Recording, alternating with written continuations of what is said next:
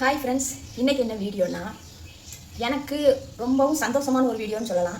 காரணம் என்னென்னா, எனக்கு பிடிச்ச ஒரு யூடியூபர், ஒரு ஃப்ரெண்டு, அவங்க பிக் பாஸ் ஷோக்கு போகிற அளவுக்கு தேர்ச்சி பெற்றிருக்காங்க.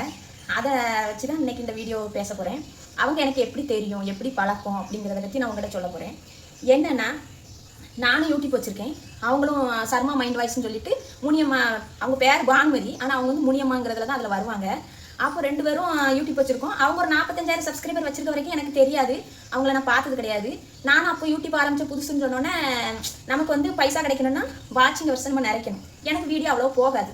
அப்போ நான் லைவ் போடணும் அப்படின்னு சொல்லி யோசிச்சு லைவ் போடச்சில, லைவை முடிச்சுட்டு ஒரு நாள் இது ஸ்க்ரோல் பண்ணி பார்த்துட்டே இருக்குச்சுல, எல்லா லைவையும் பார்ப்பேன். பார்க்கும்போது இவங்களோடது வந்துச்சு. இவங்க மதுரை பாஷையில் பேசிட்டு இருந்தாங்க. அவங்க பாஷை ரொம்ப பிடிச்சிருந்துச்சு. அதனால சும்மா அப்படி வாட்ச் பண்ணிகிட்டே இருப்பேன். நான் யாருக்குமே பொதுவாக லைவ் எதுவும் பண்ணிட்டு இருந்தால் கூட அவங்க லைவை வாட்ச் பண்ணுவேன். ஆனால் டக்குன்னு மெசேஜ் போட மாட்டேன். ஏன்னா நிறைய மெசேஜ் வந்தால் படிக்க முடியாதுன்னு சொல்லிட்டு. அதனால் நான் லைக் மட்டும் போட்டு விட்ருவேன். அதுமாதிரி வீடியோ பார்த்தாலும் அப்படி தான். எல்லாருக்கும் எனக்கு பிடிச்சவங்க பிடிக்காதவங்கன்னு கிடையாது. யார் போட்டாலும் நான் லைக் போட்டு விடுவேன் பார்த்துக்கோங்க. அப்படி தான் பண்ணிட்டு இருக்குச்சுல. நான் சில டைம் மெசேஜ் பண்ணுவேன். ஆனால் அவங்களுக்கு படிக்க தெரியாது. ஏன்னா இங்கிலீஷில் எழுதி போடுவேன். நல்லா இருக்கீங்களா அப்படிங்கிறதையே இங்கிலீஷில் எழுதி போட்டோன்னே அவங்களுக்கு புரியவே இல்லை. எனக்கு என்னடா நம்ம மெசேஜ் படிக்கவே மாட்டேங்கிறாங்க, நம்ம எத்தனை நாள் போட்டிருக்கோம் படிக்கவே மாட்டேங்கிறாங்க அப்படின்னு நினச்சிக்கிட்டே இருந்தேன். சரின்னு சொல்லிட்டு அப்படி பார்த்துட்டே இருப்பேன், அடிக்கடி பார்ப்பேன். அப்புறம் ஒரு நாள் இப்படி பார்த்துட்டு இருக்கச்சுல, எனக்கு யூடியூப்பில் ஒரு சின்ன சந்தேகம், இது எனக்கு எப்படி பண்ணணும்னு தெரியல, யாராவது தெரிஞ்சவங்க இருந்தால் கண்டிப்பாக சொல்லுங்க அப்படின்னு சொல்லி பேசிகிட்டு இருக்காங்க லைவில். அப்போ நான் நினச்சேன், சரி நமக்கு தான் தெரியுமே, நம்ம சொல்லிக் கொடுப்போம். எனக்கு எங்கள் பாப்பா ஏதாவது 1-2 கற்று தரது மைண்டில் இருந்தால் சொல்லிக் கொடுக்கலாம் யாருக்குனாலும் அப்படின்னு சொல்லிட்டு நான் அப்படி தான் போய் அவங்க மெசேஜ் இதில் போய் நான் மெசேஜ் பண்ணி விட்றேன், இந்த மாதிரி செய்யுங்க கரெக்டாக இருக்கும் வந்துடும் அப்படின்ட்டு. அப்புறம் உடனே அதை பார்த்து சரியாயிட்டேன். உங்களுக்கு சரியானோடனே என் சேனல் எடுத்து பார்த்துட்டு என் சேனலில் அப்புறம் எனக்கு மெசேஜ் பண்ணாங்க.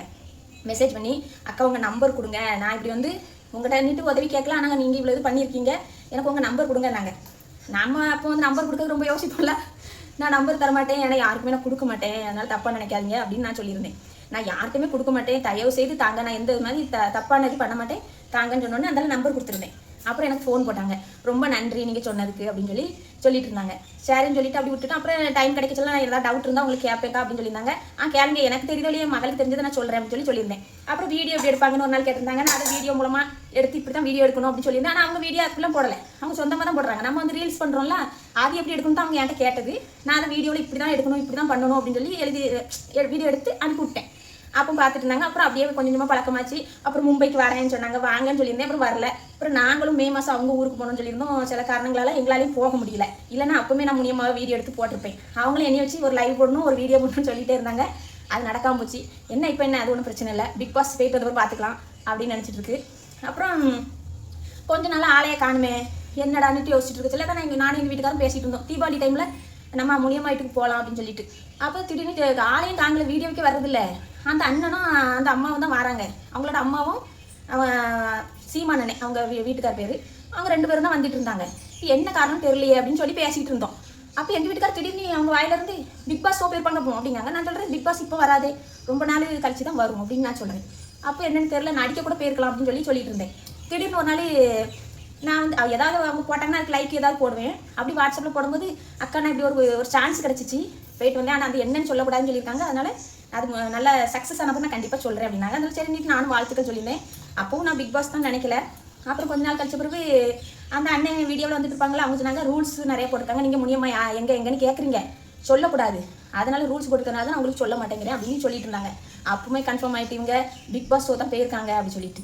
சரின்னு சொல்லிட்டு நாங்கள் யோசிச்சுட்டு உட்காந்துருந்தோம். சரி இந்த வாட்டி தீபாவளிக்கு நம்ம போக முடியாது போல இருக்குது அப்படின்னு சொல்லிட்டு பேசிக்கிட்டு இருந்தோம்.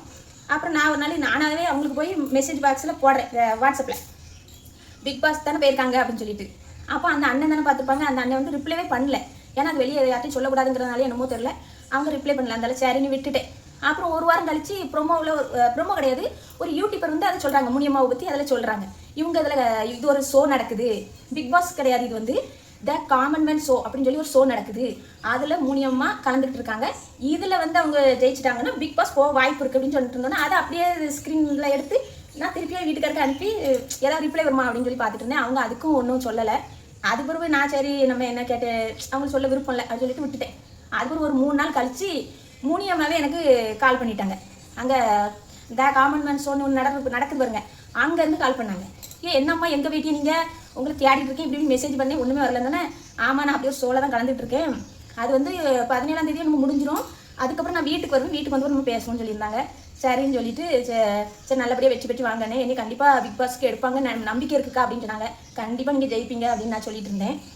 அவங்க ஜெயிப்பாங்க. ஏன்னா அவங்க எப்படிப்பட்ட ஆளுனா ஒரு யதார்த்தமான ஆள், தைரியமான ஆள். நம்ம குடும்பத்தில் ஏதாவது நடக்குனா நாலா பக்கம் யோசிச்சு சொல்லவும் மாட்டோம், எதுவும் பண்ணவும் மாட்டோம். அவங்க யோசிக்கிறது எதை சொல்லணுமோ அதை சொல்லுவாங்க, மறைக்கணுமோ அதை மறைக்கும் செய்வாங்க. ஆனால் தைரியமாக பேசுவாங்க, சமாளிக்க முடியுங்கிற விஷயத்த கரெக்டாக பேசி சமாளிப்பாங்க. அந்த அளவுக்கு திறமை உண்டு.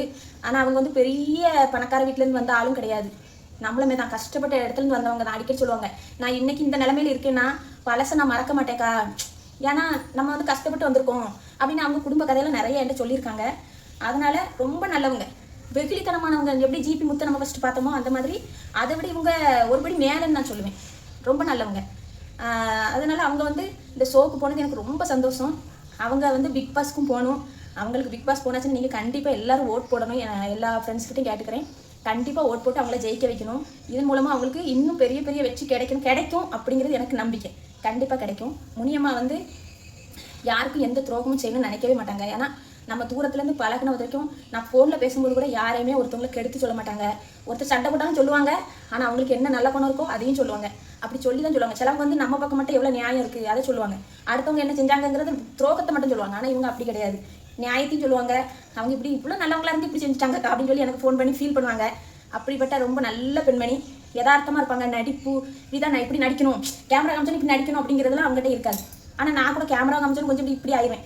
அது வரைக்கும் நல்லா படப்படப்பட்டு இப்படி இருப்பேன். ஆனால் கேமரா பார்த்தாலும் சைலண்டாக அப்படின்ட்டு ஓகே சொல்லுங்க அப்படிங்கிற மாதிரி இருப்பேன். அவங்க அப்படி கிடையாது, எப்படி பின்னாடி இருக்காங்களோ அதே மாதிரி தான் ஸ்க்ரீன்லேயே அப்படியே பேசுவாங்க. அந்த அளவுக்கு ரொம்ப நல்ல பெண்மணி முனியம்மா. அவங்களுக்கு நீங்கள் எல்லாரும் சப்போர்ட் பண்ணணும், கண்டிப்பாக ஜெயிச்சு வரணும்.